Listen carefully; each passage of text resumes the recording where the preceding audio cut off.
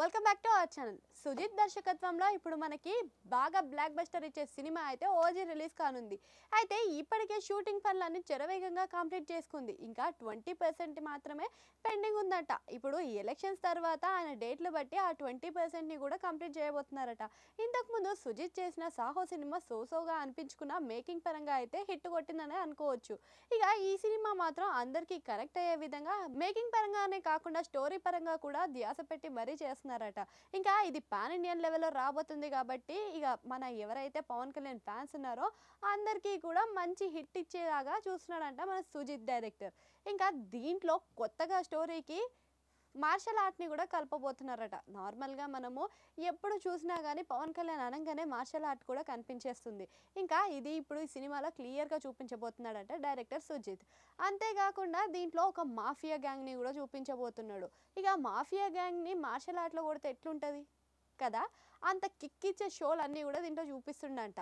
అకీడో లాంటి వెపన్స్తో పాటు మాస్టర్ ఆర్ట్లో కూడా కల్పించిన మనకి కటిక, నకల్ డస్టర్ ఇలాంటివి మార్షల్ ఆర్ట్ వారికి వెపన్స్ని కూడా యూజ్ చేస్తున్నారంట ఇందులో. ఇంకా మనకి పవన్ కళ్యాణ్ విషయానికి వస్తే ఎలక్షన్స్ వరకు ఏ సినిమాకి కూడా ఇంతవరకు స్కెడ్యూల్స్ అయితే పడలేదు.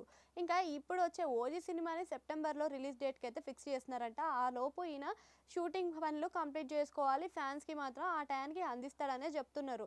ఇంతకుముందు చూసుకున్న మన పవన్ కళ్యాణ్ సినిమాలు అత్తారింటికి దారేది సినిమా తర్వాత మంచి హిట్ అందుకున్న బ్లాక్ బస్టర్ అందుకున్న సినిమాలే లేవంట. ఇంకా అంతేగాక రీసెంట్గా తీసిన భీమ్లా నాయక్ బ్రో ఈ 2 సినిమాలు కూడా అనుకున్న స్థాయికి అందుకోలేదు.